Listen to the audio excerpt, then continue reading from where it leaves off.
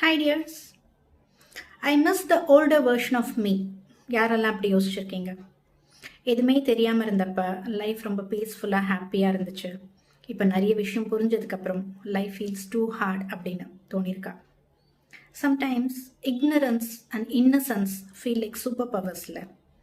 We can be scared of what we don't know இல்லை. அந்த fear of what ifs இருக்காது. இப்படி இருக்குமோ அப்படி இருக்குமோ அப்படின்னு நம்ம எதையும் யோசிச்சு பயப்பட வேண்டியில்லை.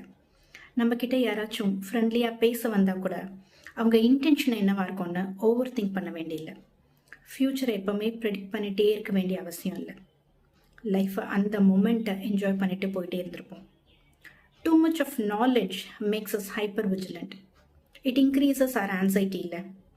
Once we get to know the complexity of something like relationships, people, there is no unseeing it இல்லை.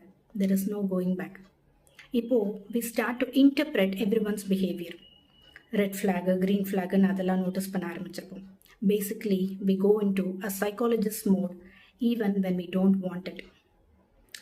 இக்னரன்ஸ் இஸ் லைக் ஒரு சின்ன குழந்தை போல் எதுவுமே தெரியாமல் அந்த மொமெண்ட்டை வைப் பண்ணிட்டு ஜாலியாக இருக்கிறது. Knowledge is like my brain doesn't shut up after learning lots of info. ரெண்டுமே ஆக்சுவலி வேல்யூபிள் தான், ரெண்டுமே இம்பார்ட்டன்ட் தான். Ignorance gives peace, knowledge gives perspective. The trick is knowing how to balance them.